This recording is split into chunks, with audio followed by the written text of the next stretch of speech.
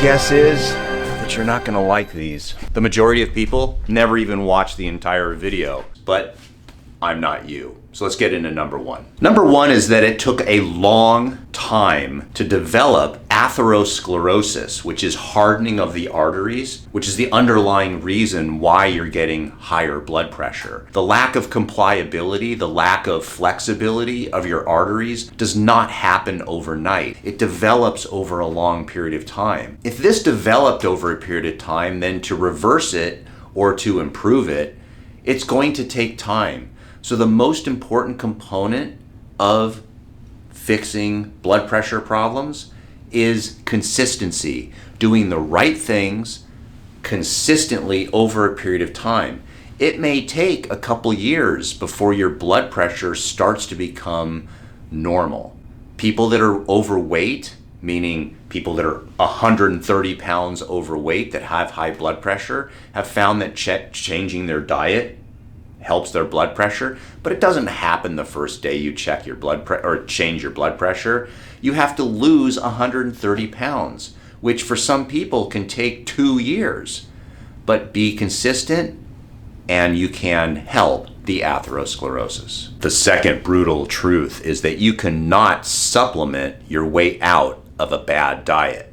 Many people are taking potassium supplements. They're taking all these different types of potions and powders trying to change their blood pressure, but then they have a bad diet. There are nutrients inside certain foods that they just haven't been able to put into a tablet yet. So when people say, is a tablet as good as the actual food? The answer is no. The solution, get your nutrients from food first, then add supplements later. The third brutal truth is it's really, when you come down to it, it's all about exercise. Exercise, if they can put exercise into a pill, trust me, they do it and sell it. One of the things that happens when you do cardiovascular exercise is it stimulates a gas inside your arteries called nitric oxide.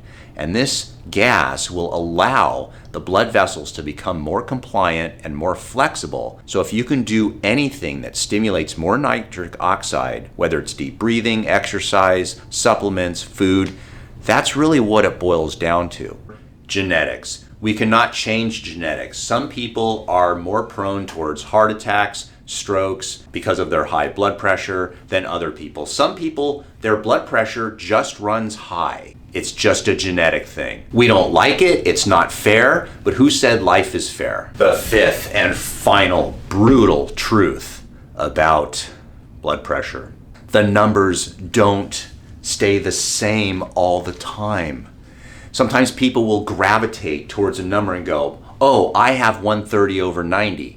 And you're like, it's not your age. When you're 55 years old, you're 55 years old for the entire year. But if your blood pressure is 130/90, it's not like your age, it's not your number, because your numbers change throughout the day. When you first get up in the morning, your blood pressure might be kind of low. Then as you go throughout the day, your blood pressure will rise. Sometimes, depending on whether you eat coffee or sugar, or you eat or rest or have high stress, your blood pressure is just going like this all day long.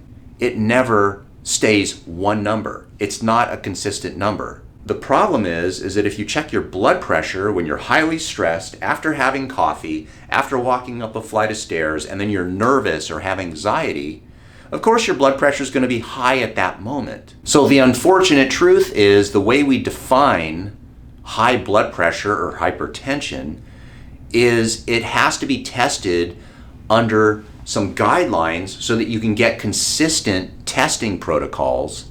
Otherwise, if you just test at any other moment, people are going to have high blood pressure that are diagnosed with high blood pressure that don't even have it.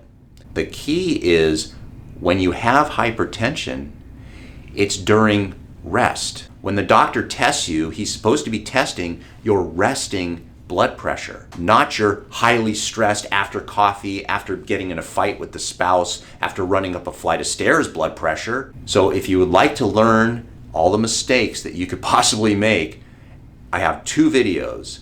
One is right here and one is right here.